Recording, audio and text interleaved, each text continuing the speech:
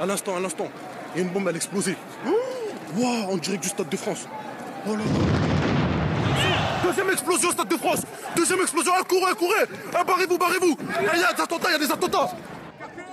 Des explosions aux abords du Stade de France. 3 au total à partir de 21h17. La nuit d'horreur vient à peine de commencer. François Hollande, qui assistait au match amical France-Allemagne, est exfiltré. Il découvre alors la situation dans Paris.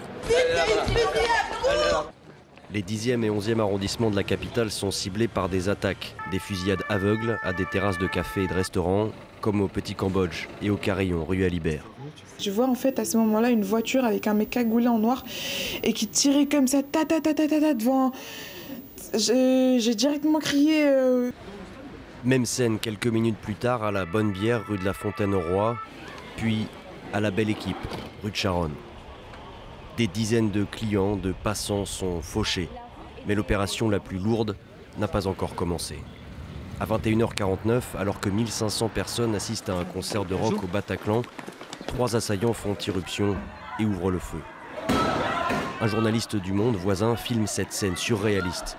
Des spectateurs tentent de fuir par une porte dérobée, d'autres sont même accrochés aux fenêtres. À l'intérieur, beaucoup se cachent, parfois à plus de 20 dans des petites pièces. 2 policiers de la BAC, les premiers à être arrivés sur place, entrent et abattent un des terroristes au rez-de-chaussée.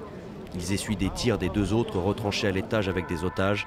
Les policiers de la BRI et du RAID vont prendre le relais. Le rez-de-chaussée sécurisé, les rescapés sortent, le visage hébété, parfois en sang, choqués.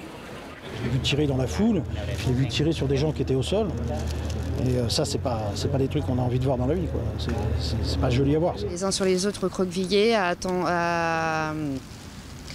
entendre tous les coups de Kalachnikov, les gens comme si les gens se faisaient torturer, les gens avaient mal parce que se faisaient tirer dessus. C'était une boucherie, c'était un carnage, des gens morts partout et voilà. L'heure tourne. Vers minuit, c'est un François Hollande grave et visiblement ému qui s'adresse aux Français.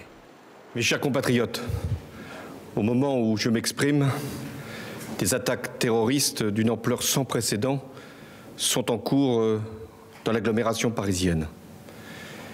Il y a plusieurs dizaines de tués. Il y a beaucoup de blessés. C'est une horreur. Et puis, peu avant minuit et demi, séparés des otages et des terroristes par une porte, et après avoir longuement tenté de négocier, les policiers de la BRI donnent l'assaut. Vers minuit 18, on a compris que de toute manière, il fallait se hâter parce qu'il devenait extrêmement nerveux et qu'il menaçait de se faire exploser.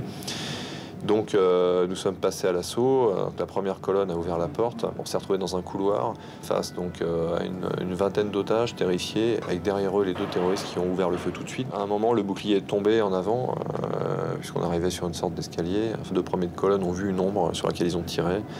Et presque simultanément, une explosion retentit, les deux terroristes étaient tués. Il est minuit 21, l'opération est terminée.